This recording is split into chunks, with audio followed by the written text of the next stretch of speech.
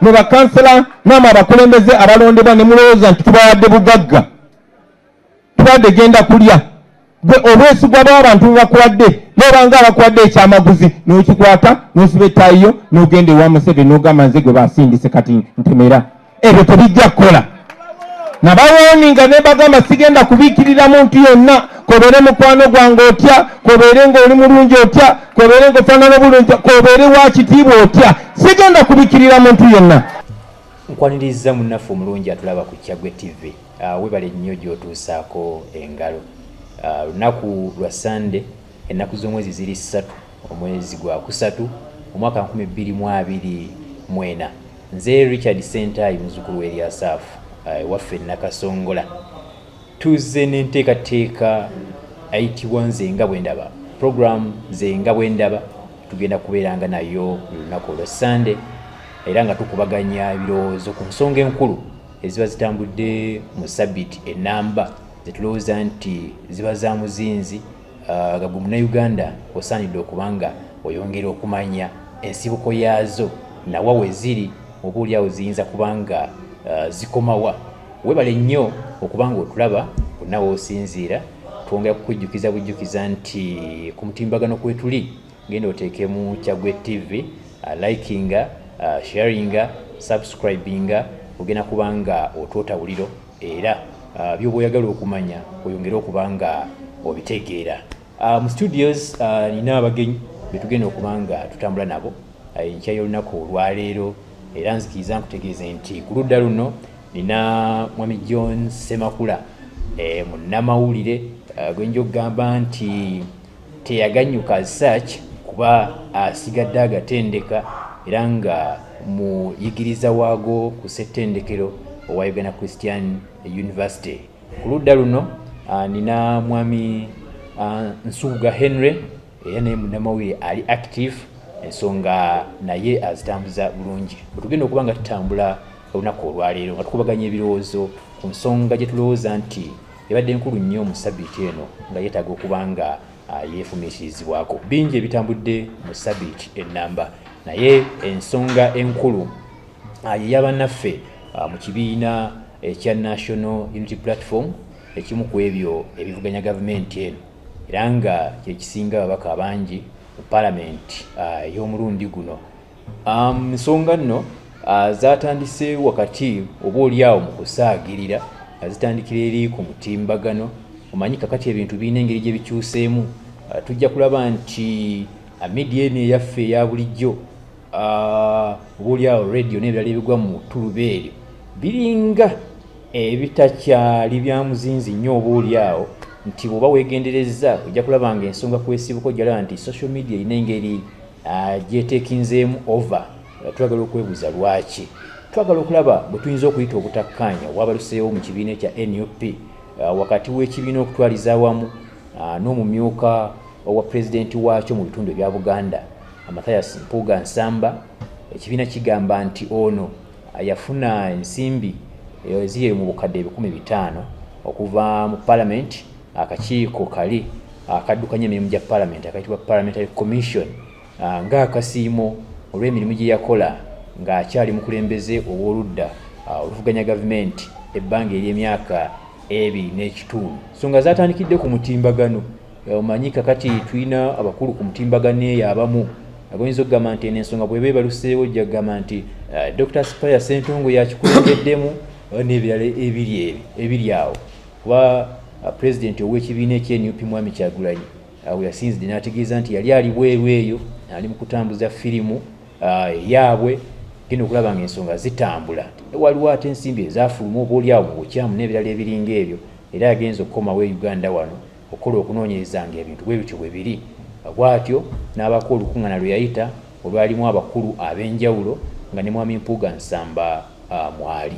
Mwami Kyagulanyi agamba nti baagezaako kubanga bamubuuza era nakkiriza nti kituufu yafuna ensimbi zino obukadde 15,000 nakkiriza era neyeemenya ne mu mutima. Kakati bwe kityo ekibiina kwe kusalawo nti engeri ensimbi zino gye yazifunye nga bo bagamba nti eno nguzi wadde ye agamba nti si nguzi kabadde kasiimo kubanga paalamenti akakiiko kaatula ne kakkiriziganya n'ekyo. Kakati Mwami Kyagulanyi n'agamba nti bavuddeyo n'ensonga 3 kwe beesigamye okulaba ng'obwerufu obukomawo nga bwe balaba baagala mwami Mpuuga alekulire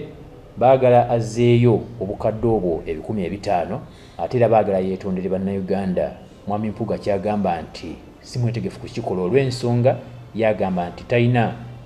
teeka lyonna liyamenye era agamba nti kuno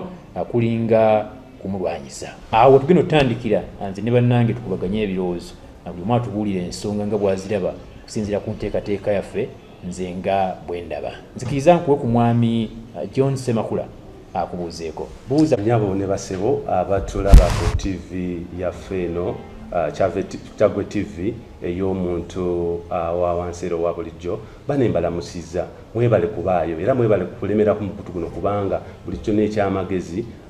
era kyemwanditaza okuwulira wano wekibeera. Ndi musanyufu nnyo okubalaba okuva olwaleero era nga nja kugenda mu maaso nga mbeera ku puroguramu eno ne bannange bano era nga tukubaganya ebirowoozo ku nsonga ez'enjawulo okulaba nti tuzimba tulina ettaffaali lyetugatta ku kuzimba eggwanga lyaffe n'erya Uganda. Mwebale nnyo.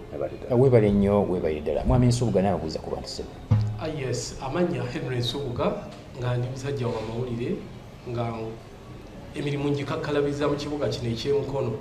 Tutandulula ku bigere ne tugendako mu bizinga eby'Ebuvuma mu disitulikiti ey'Ebikwe oba tukiyite Greater Mukono. N'olwekyo tulina ensonga nnyingi ezitambula mu bitundu bino mwe tukolera. Ezimu ziba za byabufuzi, endala zibeera za bukulembeze, endala za byabulamu. Tujja bbanga tujja ku puroguramu eno nze nga bwe ndaba nga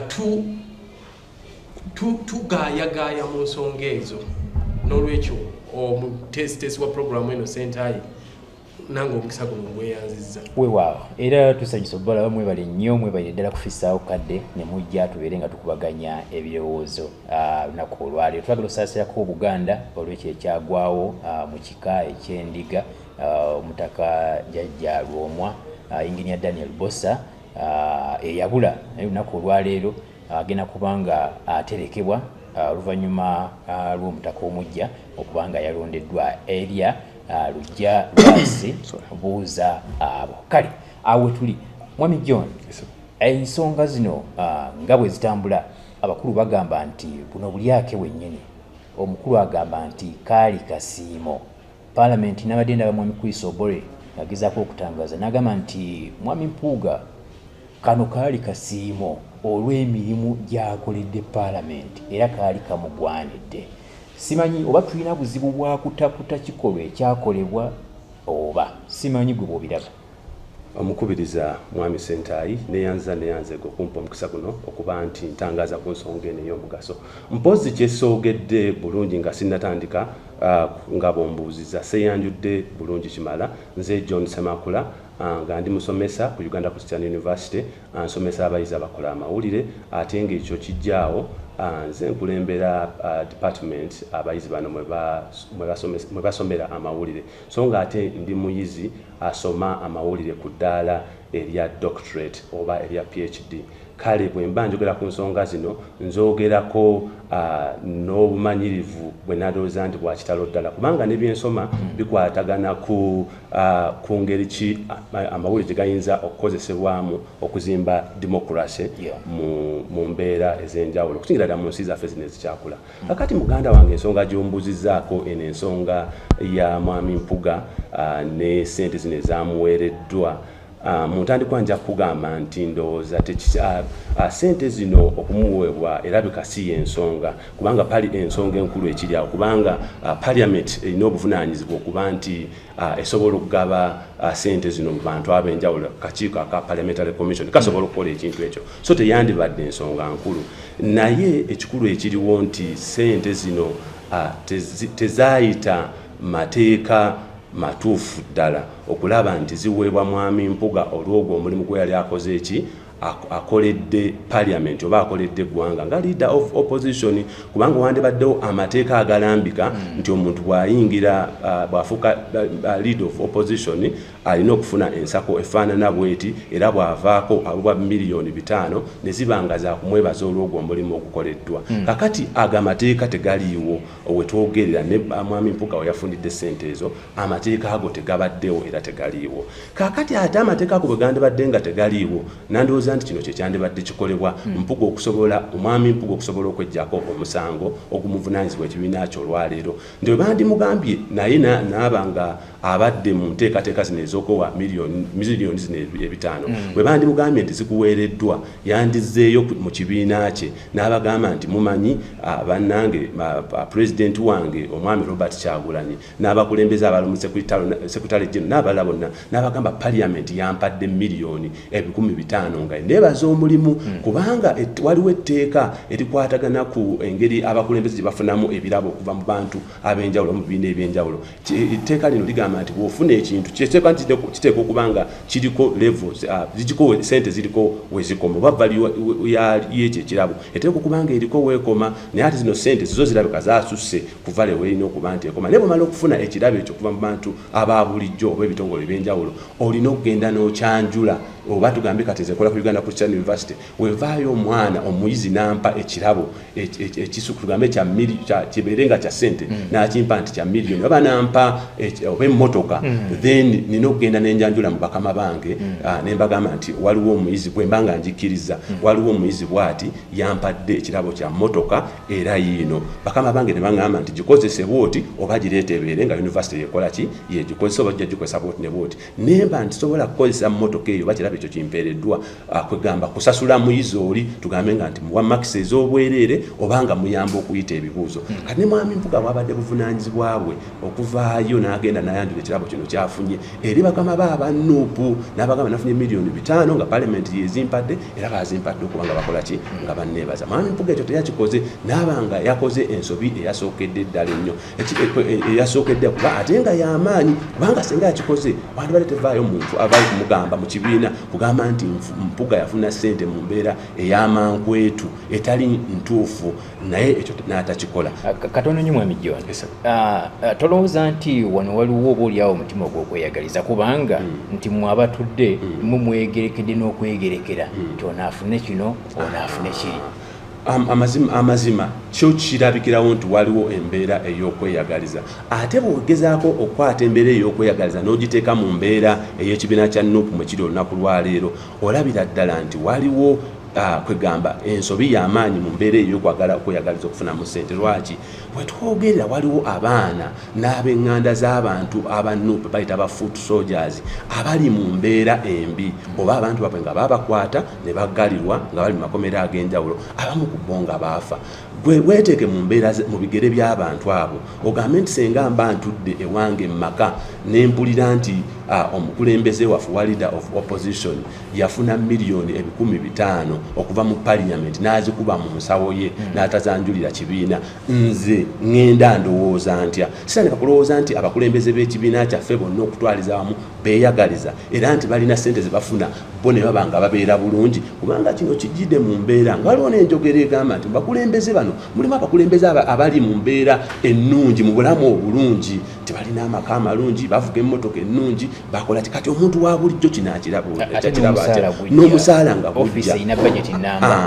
kakati omuntu wa bulijjo embeera eno agiraba atya so awe navudde n'ensanyuka nga nze omuntu bwe nalabye nga pulezidenti w'ekibiina kino omwami Kyagulanyi avuddeyo ne banne abakulembeze abalala ne babaako okusalawo kwe baakoze okugamba mwami Mpuuga nti mwami Mpuuga mukulembeze munnaffe sooka weetonde sente zino baba zifunye zizzeeyo weetonde era oddeko emabbali kino nno kitegeeza nti bafaayo ku ndowooza ki abantu baabwe bye bakulembera gye balina eribbo so nga ate babadde bajja batugamba pulezidenti geno w'ekibiina kino abadde ajja atugamba nti ye yajja kuba wanjawulo mwambulukufu mu bintu byakola senga abantu bwe baawulidde nti leader of opposition yafunye miliyoni zino 5 ate pulezidenti geno mwami Kyagulanyi n'asirika abantu bano bandikitutte mu mutima gufaana kutya bandigambye nti osanga abantu bano beekobaana kwegamba ne bawoomerwa ettooke ate nga ffe gye tuli ba foot soldiers tutambula butambuzi nga tulina katukola ki ketufuna mu kibiina nabadde ndaba mwami Ssenyonyi ng'agamba nti bonga bannakibiina kya NUP tebaagala oba oliawo kufaanaganya bikolwa nga obuulyawo eri ekibiina ekiri mu buyinza kibula nti kubo lye bakutegeera ndowooza ekkubo Kyagulanyi lyakutte lyerufu nnyo ate era tetwagala likome ku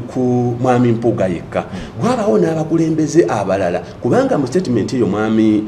Kyagulanyi yafulumiza yagambye nti waliwo n'abakulembeze bakomissioners abalala nabo abaaliko ke baafuna akantuntu bwe kubanga kuliko awa NUP wesa sentwa nti n'amulabyo bw'abanga waliko awa NUP yenna nga naye kwali ng'afuna mu sente ezo I think by then mwami Zaake ye yaliko naye ate teyaliwo ne ogundi we yatuuka teyaliwo nga meeting etula so senga abaddewo omuntu yenna yafuna omulala naye batugambe ate ne mwami Zaake era mu statement bandimutaddemu ne bagamba nti ne mwami Zaake yali commissioner naye ye teyaliwo era akasente kano teyakola ki teyakafuna bwe bwambulukufu bwe twetaaga ngaffe bannayuganda abalumirwa eggwanga lyaffe era abagala okulaba nti obuli bw'enguzi buggwa mu ggwanga lino kubanga bannange obuli bw'enguzi bufuuse ekizibu mu ggwanga lino nti otuuka e Kampala oba mu bitundu ebimu ebya Kampala ng'abantu abamu bali bulungiko oba bali bulungi ddala naye n'otuuka mu nzigotta mu bitundu ebimu ebyekyalo katugambe okwetooloola eggwanga lino okutwaliza wamu ng'abantu bali mu mbeera embi ennyo esukkiridde webale nnyo webaye ddala mwami Nsubuga endabayo ey'ensonga eno eryetya omukulu agamba nti obaolyawo waliwo abagezaako okwagala okumusiiga enziro era agamba nti mwetegefu okusomesa awo bonna abyetaaga okuyiga amateeka ga palamenti bwe gagamba ensonga eyo buli omu agirabanga bw'agiraba kyokka nange njirabanga bwe njiraba naye okusinziira ku byavuddeyo olwaleero bye tutambulirako because gonna amawulire tukyali kuga I can say gambu kubanga parliament tenavaayo wadde yakkiriza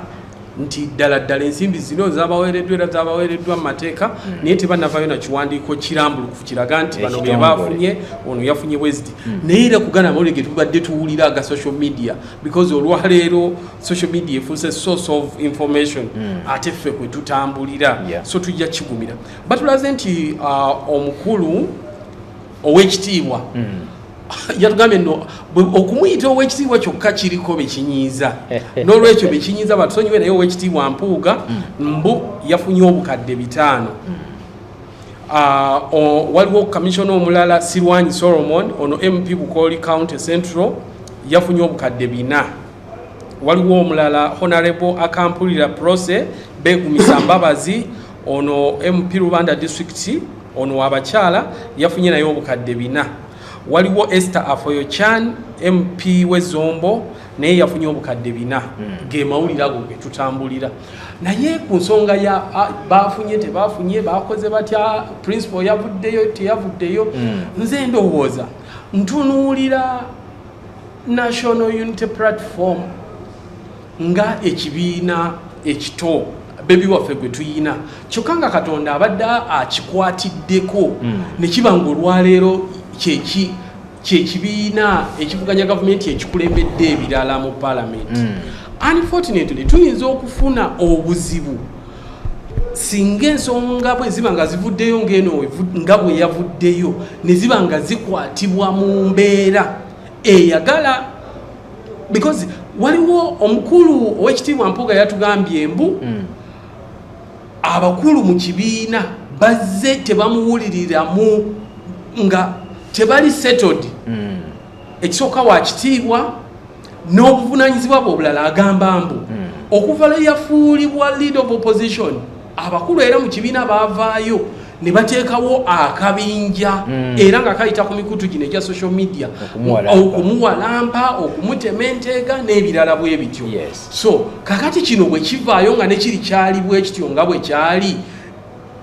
ebigendererwa biri ki era lwaki bibeera bwe bityo so wekanganga singa tekyali bwe kityo n'ensonga eno yandibadde ekwatiddwa mu mbeera abaganda balina olugero olugamba nti twekisize akira tunamma tulowooza nti ensonga eno singa yabadde ekwatiddwa mu mbeera yatwekisize ne basooka balaba nga bajja ekizostinga internally mu kibiina ne bata because tulina ebyobufuzi era abantu abasinga balowooza mbu ekibiina ekyo ekya National Unity Platform kirina embeera gye kitaddewo ba president nti bo ebyobufuzi byabwe bya mobu so it's a mob party kakati balabye nti kino kyazze oba kituufu oba si kituufu ne bagamba nti tukutya omukulu owekitiibwa ne bamuteeka mu kkooti y'abantu so amanyi n'atamanyi alina obujulizi n'atalina ne bakomerera ne bakola batya naye ki ekivaayo olwaleero bw'okuba Mpuuga gwe tulowooza nti naye alina emirandira nga omuntu katono nnyo Mpuuga kankuzeeyo kimabega tujjukira omubaka twa Kagabo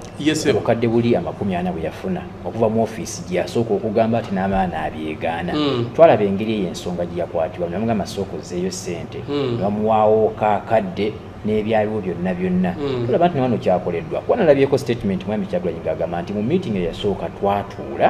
era omukulu n'akkiriza nti ssente yazifuna ne balabanga obuuliwo ekigenda okukolebwa mu bwangu naye okulwawo kwe kwaba promptings okwongera okuvaayo mpozi nange njagala era nnyambeko mwami kwegamba ziremu ku mwami Nsubuga ate era kijja kutuyamba bwe tunaabanga tulingana bwe tutambula bwe tuti kakati ebibiina ebipya ebizze nga bizze bizimbiwa kati nga betulaba ekya NUP birina okuzimbawo enkola eyawukana ku kibiina kye baagala okujja mu buyinza ekya NRM nga ku nsonga ezimu ze balina okwawukanamu nakyo ne NRM y'ensonga engeri gye bakwatamu obuli bw'enguzi kubanga bwe tunaabanga eggwanga nga tunaazimba ensi erina demokurasi kwegamba ow'amaanyi alina emirandira ate nga teriimu nguzi kyetulina okwewalira ddala kyekintu ekyokubikkirira abakulembeze betulowooza nti bali involved mu kulya enguzi nga bwe kirabika nti mu NRM nti mulimu abantu abakulembeze abamu abalabika nti babadde beeyagaliza era ne babadde nga bakwata kwegamba mu ggwanika ly'eggwanga ne babaako kebeddiza bangi batwaliddwa mu makooti so kino si kipya ate abamu batwaliddwa mu makooti abate batwaliddwa mu makooti okusinziira ku bifo ki bye balina mu kibiina ekya NRM so ekibiina ekya NUP kirina okukolako enjawulo nti ne bw'abanga Kyagulanyi pulezidenti jeno waakyo yalidde enguzi wate kukubaawo enkola erina okuba nti ono Kyagulanyi pulezidenti jeno wabanga yalidde nti naye ateekebwa mu lujjudde lw'ekibiina mu bakulembeze babeere bawagizi baakyo era n'abanga akola ki ng'avunaanibwa naye ateekebwa mu mob naye ate mwenyini era zaakyogera ng'abagamba ne bwe mulaba ensobi kunze muŋŋambeko kakati ate kanjogene ku kituufu ddala njogene ku kino kye bayita mob justice eri ku social media oba mob justice oba mob eri ku social media bannayuganda kye balina okutegeera kye tulina okutegeera ffenna nti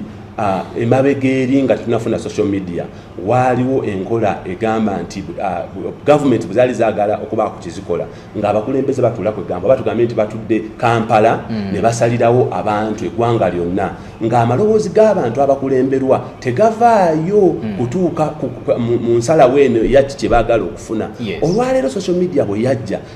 okutereeza embeera kwegamba n'ezimba omuntu wa bulijjo eddoboozi ly'omuntu wa bulijjo n'abanga naye alina okubaako kyayogera tugambe nti webabaawo poliisi ejja egenda okuba nti naye emukwatako n'abanga naye ateekayo eddoboozi lye era mu nsi yonna okwetoloola eggwanga abantu bonna baasanyukira okuba nti social media ono yajja kubanga abantu ba bulijjo kati nabo babeera beetaba mu kusalawo mu bintu bye beetaaga okuba nti bikola ki bibakolebwa gavumenti zaabwe so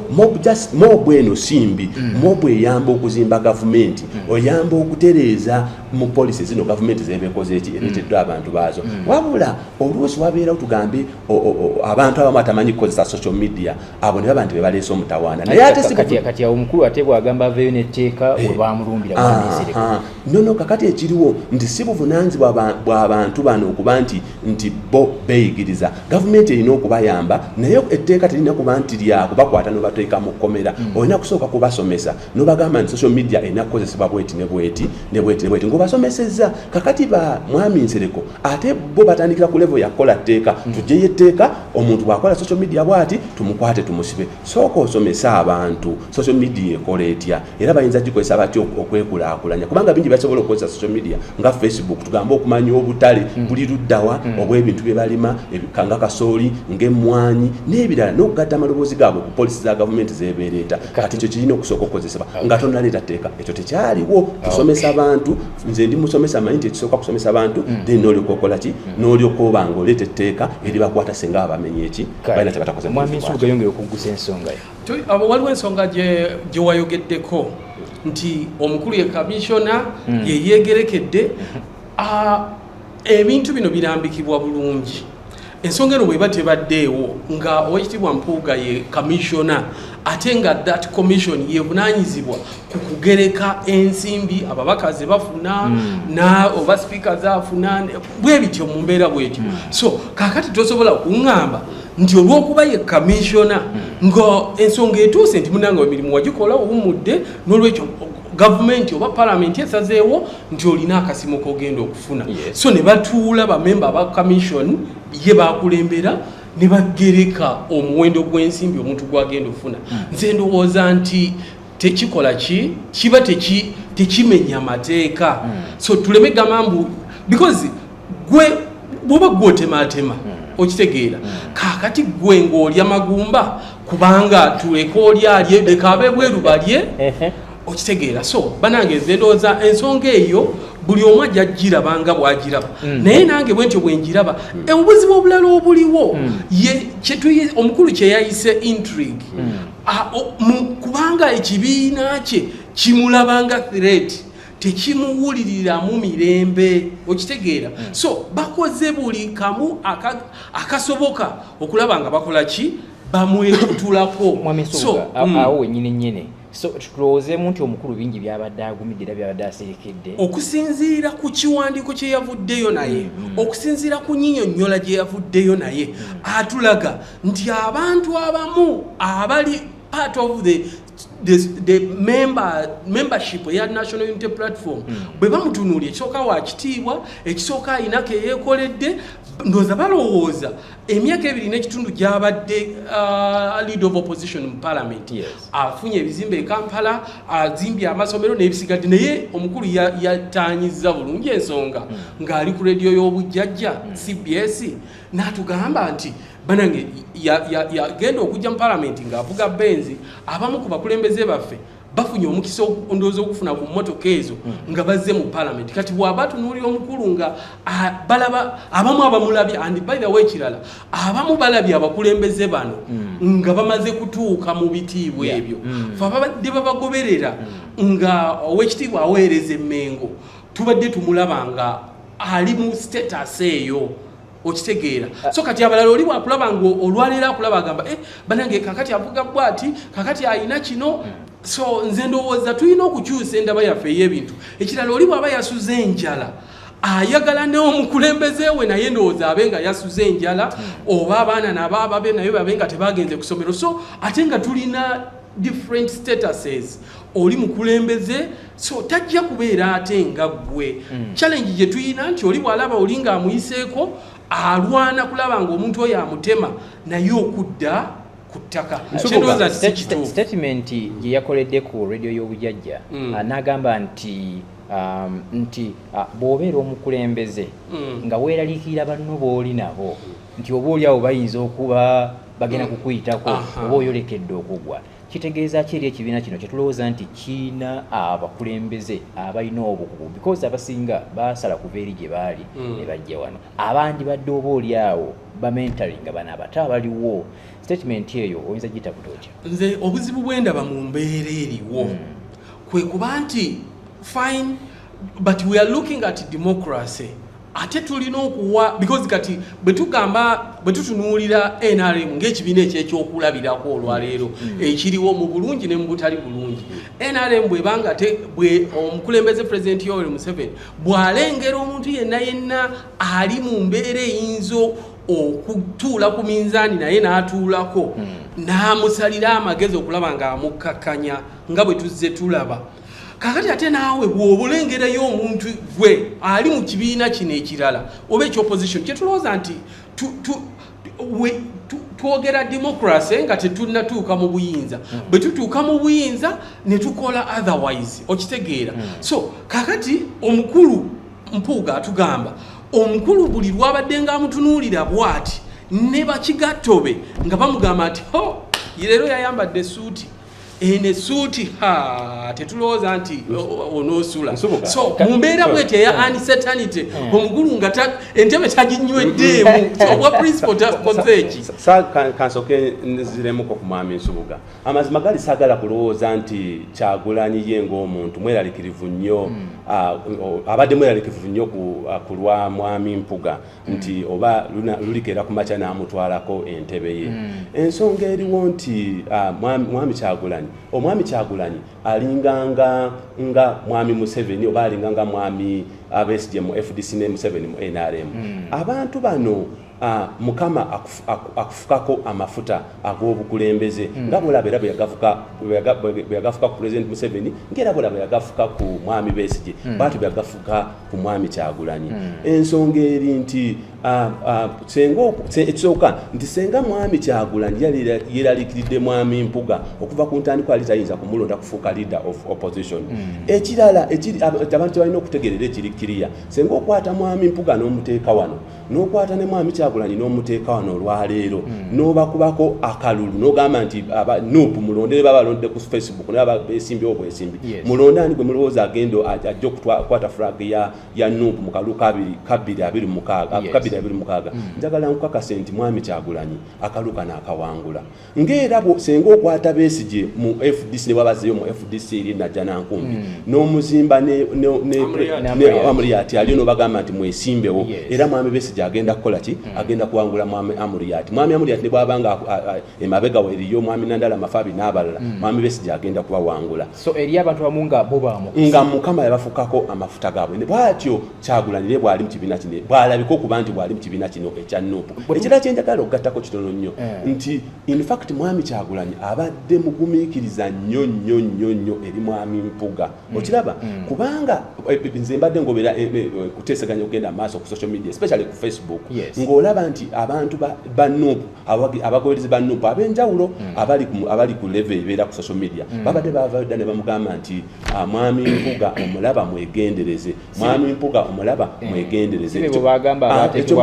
ekyo mwami Mpuuga kyayogerako nti bano bebateekebwawo okukola ki okumulwanyisa naye era ne mwami Kyagulanyi teyavaayo kugoba mwami Mpuuga kubanga abantu abawagizi be baali bamugamba nti kole ki mugobe ekifo kiwa omuntu omulala ekyo kitegeeza ki eri mwami Kyagulanyi nti mwami Kyagulanyi abadde mugumiikiriza nnyo eri mwami Mpuuga kubanga osanga senga yamugoba dda nene mwami Mpuuga bw'amaze okumalako ekisanja kye ekyasooka ekya leader of opposition era ekibiina tekyamusula agamba nti musule tumuteeke eri baakwata ne bamala ne bamuwa waki oba commissioner kitegeeza ki nti ng'abakulembeze tulina okuyiga ekisooka okusiima abakulembeze abalala bannaffe abakulembeze bannaffe ndowooza gye bayinza okuba nga balina eriffe n'obuvunaanyizibwa obutuweereddwa ne NUP okusingira mwami Kyagulanyi yeesiga mwami Mpuuga ne mwami Mpuuga alina contribution gye yakola ku NUP n'aba nga amuwa obuyinza obwo era mwami Mpuuga ng'omuntu abufunyeemu kubanga okulonda okuba leader of opposition mu ggwanga lino erya Uganda ba parliament ya Uganda kitegeeza nti oweereddwa ffenna twandyegombye osanga okubeeraawo baba abakulembeze ba NUP bandyegombye okubeeraawo naye si buli omuntu asobola okuba n'omukisa ogwo so mwami Kyagulanyi mwami Mpuuga yamuwa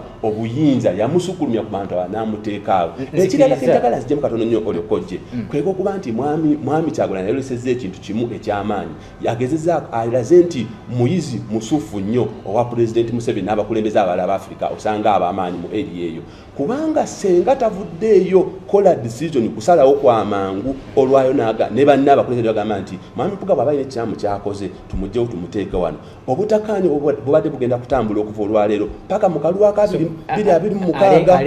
alengeredde wala ekimu ku bisudde ekibiina kya NRM oba ekibiina fuyiza kwe kuba tugenda okuyingira akalulu ng'abakulembeze baakyo bali mu kulwanagana olw'obutakkaanya oba butandise nga tugenda okulonda okugenda okubaawo so ttiimu ya mwami Kyagulanyi oba mwami Kyagulanyi alabika ng'akoze bulungi okuba nti mwami Mpuuga amulagidde awummule nga tetunnasembera ddala kalulu ka 26 kino kijja kuyamba ekibiina okwetereeza okuwona nga tugenda okuyingira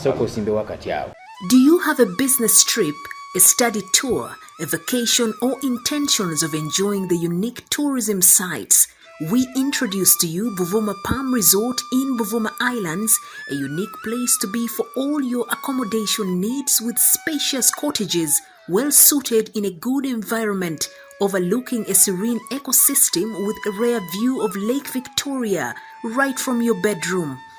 while at Buvuma Palm Resort, you will be treated to free sights and sounds from different bird species, monkeys, and a magnificent view of attractive rocks, palm oil plantations, boat cruises, forest walk, bicycle riding, among others. Buvuma Palm Resort has first-class conference facilities with a unique taste of foods prepared by experienced chefs. It is located in Buvuma district on the main island near the district headquarters. It also boasts of a helicopter landing pad and a playground. On your way to Buvuma Palm Resort, it's just 88 kilometers from Kampala city center to Chiyindi landing site, and it's 30 minutes travel in a boat to Buvuma. You are welcome as you take the best experience of traveling on the waters of Lake Victoria with the available sailing means with either passenger boats or the magnificent modern ferry, the MV Palm. Buvuma Palm Resort has so far been a dear destination for dignitaries, including prime ministers, ministers, parliamentary committees, but above all, the Katikiro of Buganda, Charles Peter Mayiga. Abantu ba Buganda na ba Uganda bajjeko Buvuma bawumuleko. Waliyo hoteli ngeno Palm Resort. Bintu bya mulembe. Oli muzadde ng'okyalemereddwa ku ssomero ki mw'oyinza otwala omwana w'omwaka guno? Nsonga ki ekyakulemesezza? School fees baakusabye nnyingi? Olugendo lunene ng'ebyentambula bikyakalubye? Nandi ky'onoonya essomero erinaalabirira obulungi omwana wo? Okuviira ddala ku by'okusoma mu kibiina, okuzannya n'okutumbula ebitone, ekyokuddamu si kirala. Ly'essomero lya Prudence Junior School, Empoma Mukono, lisangibwa ku luguudo oluva e Mukono okudda e Kayunga, nga wakayitako mu katawuni k'Ekisowera opposite n'Empoma Girls School. Prudence Junior School liri mu kifo kigazi bulungi era ekisirifu, ate nga lirina abasomesa abakugu ddala, ebyokwerinda ku ssomero biri gguluggulu, ebyentambula babikolako anti emmotoka ezitambuza abaana weeziri. Essomero lya ddene boarding nga mu kaseera kano okuwandiisa abayizi kugenda mu maaso awo ku ssomero. Liwandiisa abayizi okuva ku daycare, nursery paka ku P7. Ebisale birungi ddala ng'abaana abava ewaka basasula emitwalo 3 gokka, ng'ate bo ab'ekisulo basasula emitwalo 6 gyokka. Abaana balya bulungi ne bakeera ku ssomero nga basanyufu. Bw'ayagala okuwandiisa omwana n'okumanya ebisingawo, kuba ku noti 7 noti 1 29 92 38 oba noti 773 noti 62 21. Prudence Junior School, tuwa omwana wo tumusomese, togenda kwejjusa. Our dear parents, thank you for paying us school fees, and we still need your support because education is the key. May God bless you